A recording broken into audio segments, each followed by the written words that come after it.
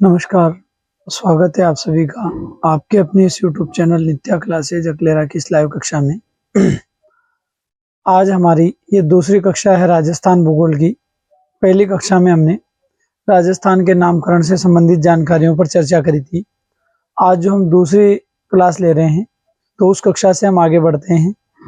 अब हम जैसे मान लीजिए जनसंख्या की दृष्टि से कौन सा स्थान आता है, वर्तमान में कौन सा स्थान आएगा और 2011 के अनुसार कौन सा स्थान आएगा, इस प्रकार से हम और चर्चा करने जा रहे हैं।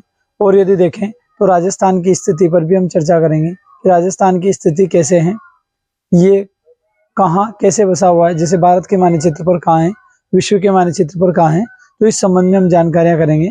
तो आप सभी यदि मेरे द्वारा पढ़ाया गया जो अध्ययन मेरे द्वारा करवाया गया जो अध्ययन है, यदि आपको अच्छा लगे तो कक्षा को एक बार लाइक जरूर करना और शेयर जरूर करना। इससे ज़्यादा तो मैं और कुछ कहना नहीं चाहूँगा। मैं यही कहूँगा कि जो प्रयास मैं कर रहा हूँ दिल से कर रहा हूँ, तो आप भी दिल से बस मेरा साथ दे देना। इसी आशा और विश्वास के साथ मैं कक्षा को प्रारंभ करने जा रहा हूँ। सबसे पहले टॉपिक पर हम चर्चा करें तो पहला टॉपिक यदि आपको याद होना चाहिए कि जैसे मान लो भारत में राजस्थान की आबादी का प्रतिशत कितना है, तो 5.67%। कितना प्रतिशत है? 5.67%। यदि आगे चर्चा करें कि 2011 के अनुसार देखिए यहीं से समझते हैं पॉइंट बाय पॉइंट, एक एक चीज को समझेंगे भाई। सन 2011 के अनुसार सन 2011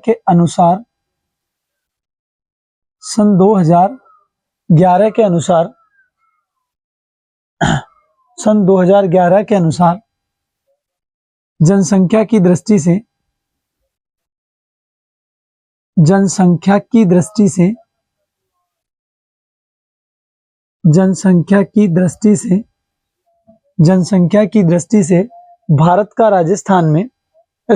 राजस्थान का भारत में जनसंख्या की दृष्टि से राजस्थान का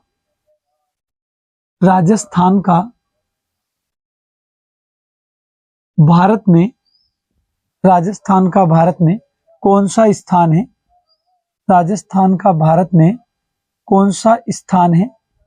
बहुत ही शानदार प्रश्न है कि सन 2011 के अनुसार जनसंख्या की दृष्टि से राजस्थान का भारत में कौन सा स्थान है। जो राजस्थान है उसका भारत में कौन सा स्थान है, किसकी दृष्टि से? जनसंख्या की दृष्टि से। तो आपको पता होना चाहिए 2011 के अनुसार पूछा जाए तो आपका आंसर आना चाहिए 8वां स्थान है। कौन सा स्थान है? 8वां। यदि इसी प्रश्न को घुमा फिरा कर ऐसे पूछ लिया जाए कि वर्तमान में, ध्यान से समझना प्रश्न को, यदि ऐसे पूछ लिया जाए कि वर्तमान में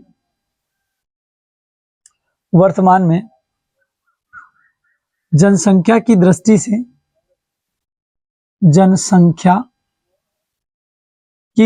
से वर्तमान में जनसंख्या की दृष्टि से राजस्थान का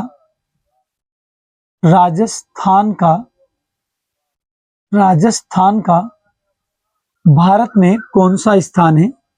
राजस्थान का भारत में कौन सा स्थान है? तो अब यहां भी प्रश्नवाचक चिन्ह खड़ा हो गया, क्योंकि पता हो तो हम बता सकते हैं, नहीं पता हो तो हम कैसे बताएं। तो अगर ऐसे पूछा जाए तो सर अब 7वां स्थान आएगा। कैसा आएगा? 7वां स्थान। अब आपके मन में आ रहा होगा कैसे भाई, यहाँ 8वां आ रहा है, यहाँ 7वां आ रहा है, तो स्पष्टीकरण तो होना जरूरी है ना। तो सुनिएगा, नोट, ध्यान से समझना बात को। नोट 2 जून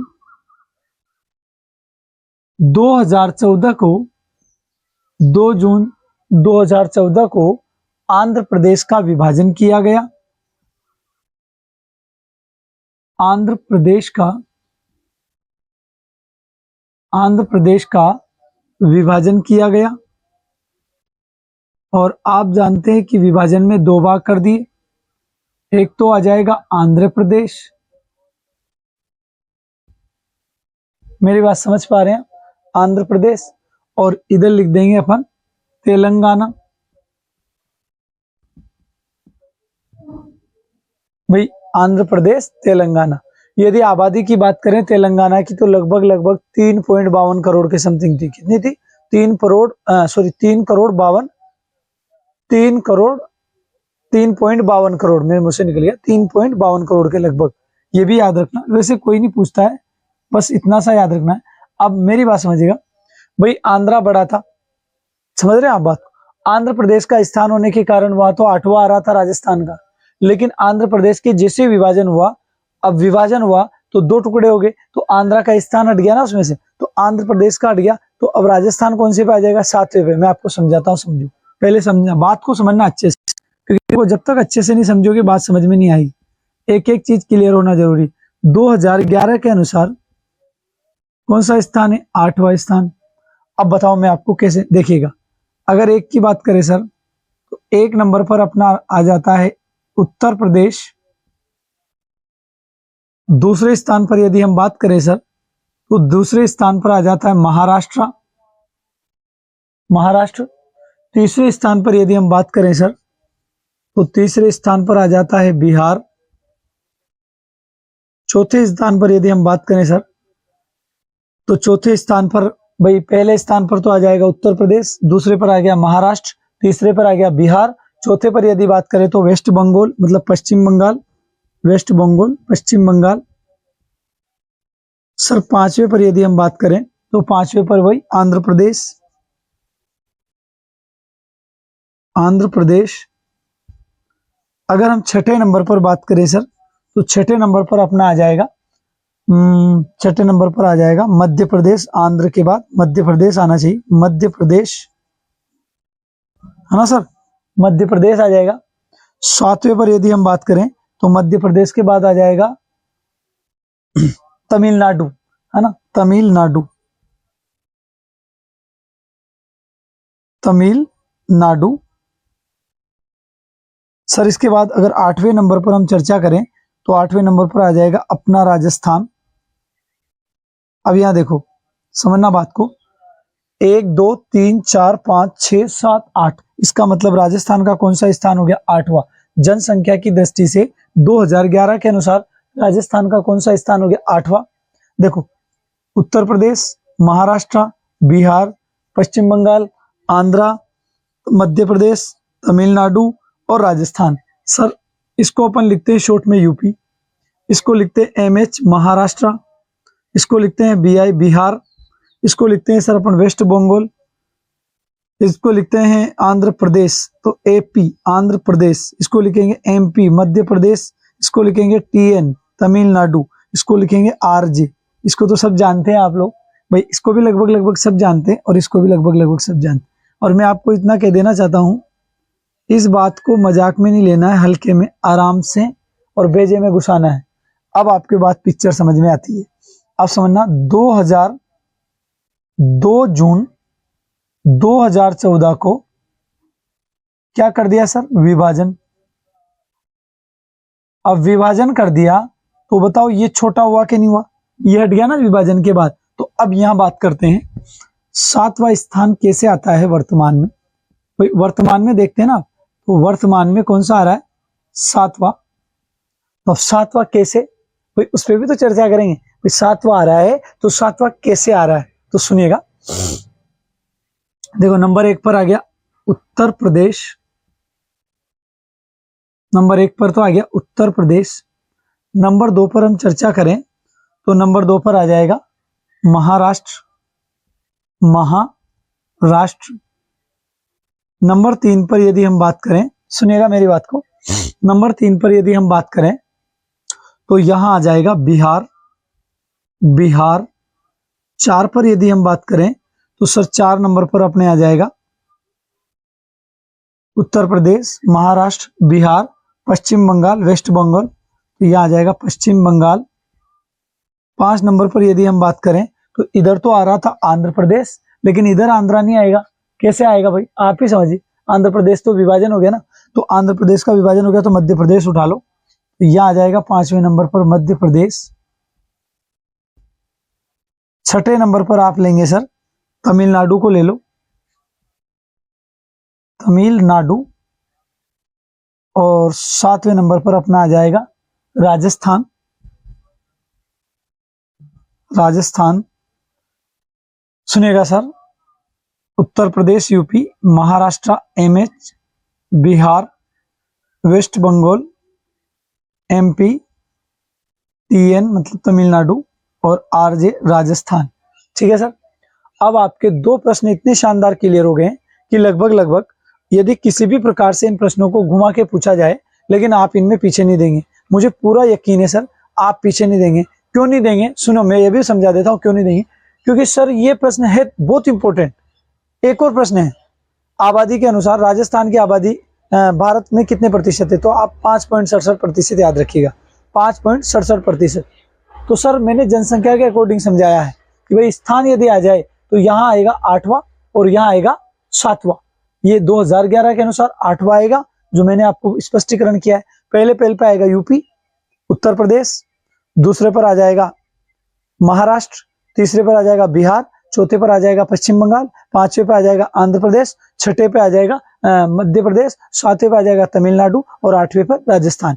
यदि इधर बात करें तो विभाजन हो गया आंध्रा का, तो इधर लेंगे सर अपन, तो नंबर 1 पर आ जाएगा उत्तर प्रदेश, 2 पर आ जाएगा महाराष्ट्र, 3 पर आ जाएगा बिहार, 4 पर आ जाएगा बिहार के बाद 4 पर आ जाएगा पश्चिम बंगाल, 5 पर आ जाएगा भाई आंध्र हट गया ना, तो आंध्र के बाद अब आ जाएगा मध्य प्रदेश, और 6 पर आ जाएगा तमिलनाडु और 7 पर आ गया राजस्थान। इसलिए यहां राजस्थान का कौन सा स्थान हो गया, 7वां।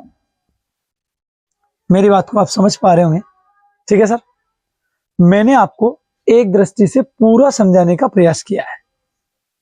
अब हम इससे आगे बढ़ेंगे।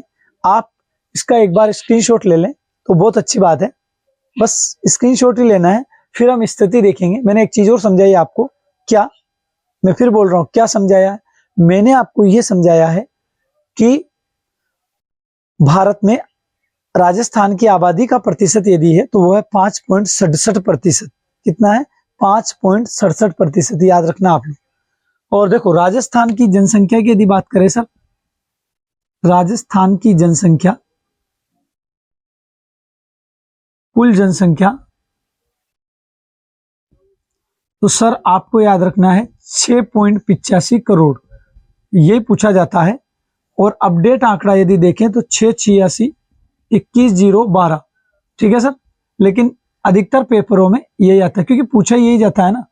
ओके सर, तो आप यहां तक का स्क्रीनशॉट लीजिए, फिर हम आगे बढ़ेंगे, है ना सर। ठीक है, जल्दी कीजिए थोड़ा सा ताकि फिर अपन आगे बढ़ेंगे। मुझे जहां तक यकीन है, मैं जो आपको समझाना चाह रहा हूं वो आपको बिल्कुल और बिल्कुल समझ में आ रहा होगा, और मैं भी यही प्रयास कर रहा हूं कि आपको समझ में आना चाहिए। नहीं आए तो वो पढ़ाई किस काम की, वो पढ़ाना ही किस काम का। मान लो मैं यहाँ आके प्रवचन करूंगा तो उससे कोई तादात्म्य नहीं है, कहने का मतलब उससे कोई मतलब नहीं है। ठीक है सर, मुझे पूरा विश्वास है कि आपने स्क्रीनशॉट ले लिया होगा। अब हम आगे बढ़ेंगे। देखो सुविधा के अभाव के कारण, मेरे पास भी इतनी सुविधाएं तो है नहीं, तो सुविधाओं के अभाव के कारण थोड़ा सा क्या है, मेहनत, देखो अगर इंसान मेहनत करता है ना तो उसे सफलता जरूर मिलती है। मेहनत करने वाले इंसान को सफलता जरूर मिलती है, और जो मेहनत नहीं करता है, निठल्ला बैठा रहता है, वो हमेशा बैठा ही रह जाता है। बैठे रहने वाले बैठे रह गए और जागने वाले जाग गए। तो आप लोगों को बैठे नहीं रहना है, अथक प्रयास करना है, अच्छे से अध्ययन करना है। मैं तो यही कहूंगा कि कई मेरे साथी बंधु ऐसे हैं जो वास्तव में अभी तक तैयारियां कर रहे हैं, मैं उनसे भी कहूंगा कि देखो लगातार प्रयास करने वाले को एक ना एक दिन सफलता जरूर मिलती है। हम हार कर बैठे तो क्यों बैठे, हार कर बैठने से यदि मंजिल मिल जाती तो हो गया फिर तो काम। कई लोग हार के बैठे हैं, और कई लोगों ने इस प्रयास को है ना हारने के बाद छोड़ दिया कि रहने दो यार, अब नहीं होगा मुझसे। लेकिन सर वो अंतिम प्रयास क्या पता वही होने वाला था, और वहीं जाके आप हार गए। तो हारना नहीं है सर। चलो करें शुरू। देखो सुविधाओं के अभाव के कारण थोड़ा सा क्या मुझे टाइम लग जाता है मिटाने वगैरह में, आप जानते हैं डिजिटल नहीं है, लेकिन डिजिटल से कम नहीं है, क्वालिटी में भरपूर दूंगा। मेरी बात सुना, डिजिटल नहीं है लेकिन डिजिटल से कम नहीं है, क्वालिटी भरपूर दूंगा। जितना मुझे ज्ञान है उससे ज्यादा ही देने का प्रयास करूंगा। अब सर एक बात आती है, पहले मैं आपको एक चीज डायग्राम सिखाता हूं। देखो दिशाओं की बात सुना सर, दिशाएं तो वैसे तो 4 होती हैं, ये तो सब जानते हैं, आप मुझसे भी ज्यादा जानते होंगे ऐसे तो। कि ये देखो, जानने वाली बात अलग है और उस चीज को गहराई से समझना अलग चीज है। होने में तो दिशाएं 4 होती है भाई, सभी कहते हैं 4 ही होती है, तो ज्यादा थोड़ी हो जाएगी। मेरी बात सुना, मैं कोई ज्यादा थोड़ी पढ़ा दूंगा, लेकिन मैं जो समझा रहा हूं उसको समझिएगा बात को। सर ये हो गया अपना डायग्राम, समझ रहे मेरी बात को, ये हो गया अपना डायग्राम। सर इसको अपन कहते हैं उत्तर, और सर इसको अपन कहते हैं दक्षिण। मेरी बात समझ पा रहे हैं? इसको कहते हैं उत्तर, इसको कहते हैं दक्षिण। और अगर सर बात करें तो इधर अपना आ जाएगा पूर्व। यहां तक मुझे जहां तक भरोसा है आपको दिखाई दे रहा हो पूर्व। सर ये आ गया अपना पश्चिम। मेरी बात समझ पा रहे हैं आप? ये तो हो गया उत्तर दक्षिण पूर्व पश्चिम, ये हो गया केंद्र बिंदु। सर ये उत्तर दक्षिण पूर्व पश्चिम। अब अगर बात करें तो सर एक और चीज याद रखना आप, अब इसके में और भाग कर देता हूं एक, और एक और ये कर देता हूं ये 2। ठीक है सर? अब आपका दिमाग हो रहा होगा खराब, ये क्या किया इन्होंने, यही तो है सर काम की बात। तो पूरी समझना बात को। सर इसे आप कहेंगे उत्तर पूर्व, मेरी बात समझना पूरी, इसको आप कहेंगे उत्तर पूर्व। क्या कहेंगे? उत्तर पूर्व, यही कहेंगे सर। इसको क्या कहेंगे? उत्तर पूर्व। और यदि इसकी मैं बात करूं तो इसको आप कहेंगे दक्षिण पूर्व। दक्षिण पूर्व, यहां तक भी कोई दिक्कत नहीं है। इसको आप क्या कहेंगे सर? उत्तर पश्चिम। भाई इसको क्या कहेंगे? भाई इसको आप क्या कहेंगे? उत्तर पश्चिम, यही कहेंगे ना आप। इसको कह देंगे आप उत्तर पश्चिम, और इसको कह देंगे दक्षिण पश्चिम। तो इसको कहेंगे आप उत्तर, इसको कहेंगे आप उत्तर पश्चिम, इसको कहेंगे आप उत्तर पश्चिम, उत्तर पश्चिम। और इसको कह देंगे आप ये दक्षिण और ये पश्चिम, तो इसको कह देंगे आप दक्षिण और पश्चिम। ये लो, क्योंकि पूर्व में तो ऊ दिख ही जाएगा आपको, यहां ऐसे घबराने की तो आवश्यकता ही नहीं। सर अगर इसे कोण के अनुसार देखा जाए, वास्तुशास्त्र के अनुसार देखा जाए, तो इस दिशा का जो नाम है, ये उत्तर पूर्व की जो दिशा है, इसे अगर देखे जाए वास्तुशास्त्र के अनुसार, तो इसे सर कहते हैं ईशान कोण। मेरी बात अच्छे से समझना, इसे हम कहते हैं ईशान कोण। क्या कहते हैं सर इसको? मेरी बात समझना सर, ये बहुत ही इंपॉर्टेंट बात है, इसको आराम से समझो रिलैक्स होकर। भाई उत्तर दक्षिण पूर्व पश्चिम, उत्तर और पूर्व दिशा तो उत्तर पूर्व, पूर्व और दक्षिण के बीच की दिशा तो दक्षिण पूर्व, और दक्षिण पश्चिम के मध्य की दिशा तो दक्षिण पश्चिम, और उत्तर पश्चिम के मध्य की तो उत्तर पश्चिम। लेकिन अगर कोण, कोण के अनुसार देखें तो इसे कहेंगे ईशान कोण, इसे कहेंगे आग्नेय कोण। क्या कहेंगे सर? आग्नेय। इसे कहेंगे नैऋत्य कोण। मैं समझा देता हूं, इसे कहेंगे सर आग्नेय कोण। आग्नेय कोण, बात को अच्छे से समझना। आग्नेय कोण, सर इसे आप कहेंगे नैऋत्य कोण। वास्तुशास्त्र के अनुसार बता रहा हूं मैं दिशाएं, तो नैऋत्य कोण। और सर इसे कहते हैं वायव्य कोण। ये तो लगभग लगभग सभी को कन्फर्म याद है इसे, इसे कहते हैं वायव्य कोण। क्या कहते हैं सर? वायव्य कोण, वायव्य कोण, वायव्य कोण। ठीक है सर? अब मेरी बात सुनिए, उत्तर दक्षिण पूर्व पश्चिम। ठीक है सर? अब हमने इसके इनकी भी दिशाएं करी, तो उत्तर पूर्व दक्षिण पूर्व, इधर ले ली दक्षिण पश्चिम, और इधर ले ली उत्तर पश्चिम। ओके, अब सर हमने कोण देखे, मतलब वास्तुशास्त्र के अनुसार, तो ये हो गया ईशान कोण, ये हो गया, देखो ये हो गया ईशान कोण, ये हो गया आग्नेय कोण, ये हो गया नैऋत्य कोण, और ये हो गया वायव्य कोण। कौन सा हो गया सर? वायव्य कोण।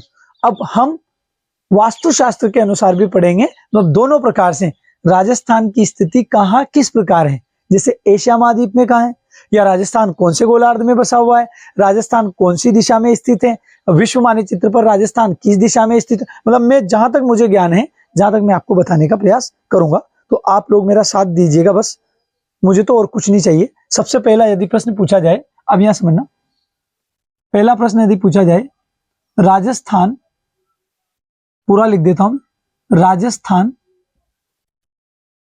कौन से गोलार्ध में स्थित है, कौन से गोलार्ध में स्थित है, राजस्थान कौन से गोलार्ध में स्थित है, स्थित है। तो सर इसका आंसर क्या आना चाहिए बताइए आप भी कमेंट कर सकते हैं, इसमें कोई दिक्कत नहीं है, दोहराई वाली बात नहीं। तो राजस्थान उत्तरी गोलार्ध में स्थित है। ठीक है सर, कौन सा सर? उत्तरी गोलार्ध। गोलार्ध तो आ जाएगा उत्तरी। मेरी बात समझ पा रहे हैं आप? उत्तरी गोलार्ध। भाई उसने पूछा क्या, प्रश्न की लैंग्वेज देखो, राजस्थान कौन से गोलार्ध में स्थित है, गोलार्ध पूछ रहा है सर। तो गोलार्ध यदि देखें तो उत्तरी गोलार्ध आएगा। भाई गोलार्ध यदि देखेंगे तो कौन सा आएगा? उत्तरी गोलार्ध। राजस्थान कौन से गोलार्ध में स्थित है? तो उत्तरी गोलार्ध में। अगर बात करें राजस्थान कौन सी दिशा में स्थित है, तो दिशा यदि पूछ ली जाए तो फिर होगा उत्तर पूर्व दिशा। कौन सी दिशा होगी? उत्तर पूर्व दिशा, जिसे आप कहते हैं वास्तुशास्त्र के अनुसार ईशान कोण। अब देखो राजस्थान कौन सी दिशा में स्थित है, ध्यान से समझना। राजस्थान कौन सी दिशा में स्थित है? अब समझिएगा बात को, राजस्थान कौन सी दिशा में स्थित है? तो राजस्थान है उत्तर पूर्व दिशा, जिसे सर आप कहते हैं वास्तुशास्त्र के अनुसार इस कोण का नाम अपन ने क्या दिया था? ईशान कोण। वास्तुशास्त्र के अनुसार इस कोण का अपन ने जो नाम रखा था वो रखा था ईशान कोण। क्या रखा था? ईशान कोण। और विश्व मानचित्र पर राजस्थान की दिशा यदि देखी जाए, विश्व मानचित्र पर राजस्थान की दिशा यदि देखी जाए, ध्यान से समझना पूरी बात को, विश्व मानचित्र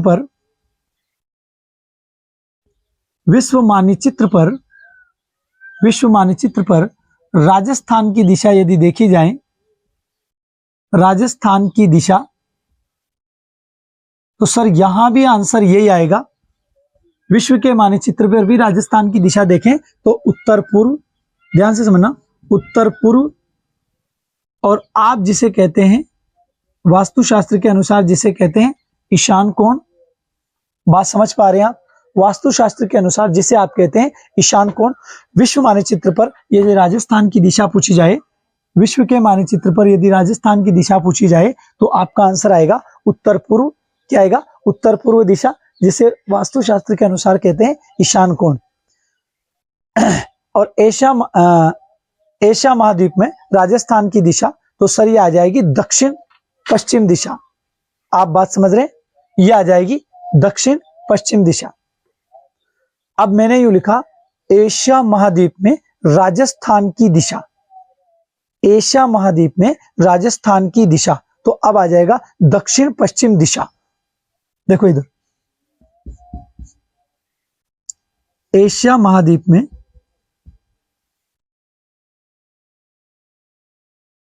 या ऐसे भी लिख सकते हैं एशिया के मानचित्र में, एशिया मानचित्र में, एशिया महाद्वीप में, एशिया महाद्वीप में राजस्थान की दिशा, राजस्थान की दिशा। अब ध्यान से समझना, अब प्रॉब्लम आ सकती है। कैसे? ये दक्षिण पश्चिम आएगा। भाई एशिया महाद्वीप में आ जाए ना तो दक्षिण पश्चिम, और अगर गोलार्ध पूछा जाए तो उत्तरी गोलार्ध, इधर आएगा उत्तरी गोलार्ध। और यदि दिशा पूछ ली जाए तो उत्तरी पूर्वी दिशा मतलब ईशान कोण, और यदि विश्व मानचित्र पर पूछी जाए तो भी उत्तरी पूर्वी। समझ रहे बात को? उत्तरी पूर्वी मतलब ईशान कोण। तो एशिया महाद्वीप पर राजस्थान की दिशा की बात करें तो सर अब यहां आपको लैंग्वेज चेंज करनी है, यहां लिखना है दक्षिण पश्चिम। यहां आपको लिखना है दक्षिण पश्चिम, सॉरी दक्षिण पश्चिम, जिसका दिशा का अगर वास्तुशास्त्र के अनुसार देखें तो इस दिशा को अपन ने क्या कहा था? नैऋत्य कोण। इस दिशा को अपन ने कहा था सर नैऋत्य कोण। क्या कहा था? नैऋत्य कोण। भारत में नहीं लिखा अपन ने शायद, है ना? बिल्कुल बिल्कुल, भारत में और लिख देते हैं। भारत में राजस्थान की दिशा, अब देखो भारत में राजस्थान की दिशा, अब भारत में राजस्थान की दिशा मतलब भारत में राजस्थान किस दिशा में स्थित है? तो अब ये आ जाएगा उत्तर पश्चिम दिशा में। भाई उत्तर पश्चिम दिशा में, तो भारत में राजस्थान की दिशा, यहां भी इसको भी लिख लेते हैं। भारत में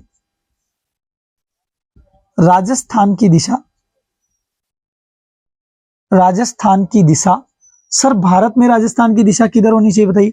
तो ये आ जाएगा उत्तर पश्चिम में, उत्तर पश्चिम में, जिसे आप वास्तुशास्त्र के अनुसार क्या कहते हैं बताओ जल्दी। उत्तर पश्चिम को आप कहते हैं वायव्य कोण, वायव्य कोण। अब एक बात समझ में नहीं आ रही है, पढ़ तो बहुत सारा लिया पर अब याद कैसे रखें, कंफ्यूजन हो रहा माइंड में। हाँ, अब माइंड में कंफ्यूजन हो रहा, अब याद कैसे करेंगे। सुनो, राजस्थान कौन से गोलार्ध में स्थित है, तो आपका सीधा सट आपको याद रखना है उत्तरी गोलार्ध में, बस ऐसे याद रखना है, घुमा फिरा के नहीं करना है। राजस्थान कौन सी दिशा में स्थित है, अब भाई साहब राजस्थान अगर दिशा पूछ ली जाए तो ये आएगा ईशान कोण, मतलब उत्तर पूर्व में।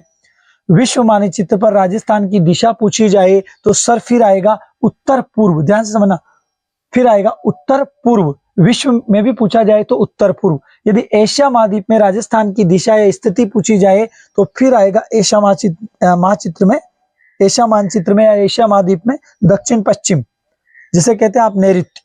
और भारत में राजस्थान की दिशा पूछी जाए तो उत्तर पश्चिम, भारत में पूछी जाए तो उत्तर पश्चिम।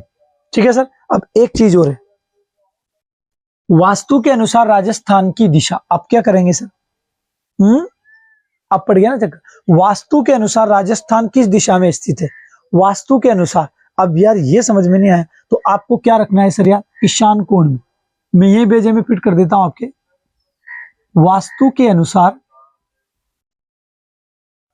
वास्तु के अनुसार राजस्थान किस दिशा में स्थित है, किस दिशा में स्थित है, तो आपको याद होना चाहिए सर, फिर आपका आंसर आएगा ईशान कोण में। वास्तु के अनुसार राजस्थान किस दिशा में स्थित है तो फिर आपका आंसर कौन सा आएगा, ईशान कोण। Okay sir. मैंने सबसे पहले आपको ये चार्ट बनाकर समझाया कि उत्तर, दक्षिण, पूर्व, पश्चिम इन दोनों को कहा जाता है, इन दोनों के मध्य की दिशा कहलाती है उत्तर पूर्व, इन दोनों के मध्य की दिशा कहलाती है दक्षिण पूर्व, इन दोनों के मध्य की दिशा कहलाती है दक्षिण पश्चिम, और इन दोनों के मध्य की दिशा कहलाती है उत्तर पश्चिम।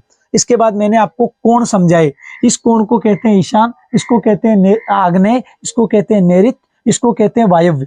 इसके बाद मैंने कहा कि राजस्थान जो है उत्तरी गोलार्ध में स्थित है, राजस्थान कौन से गोलार्ध में स्थित है, उत्तरी गोलार्ध में। इसके बाद फिर मैंने आगे आपको समझाया कि राजस्थान कौन सी दिशा, अगर दिशा पूछ ली जाए तो फिर आएगा उत्तर पूर्व दिशा में, कहने का मतलब ईशान कोण में, उत्तर पूर्व दिशा में, इधर उत्तर पूर्व दिशा मतलब ईशान कोण।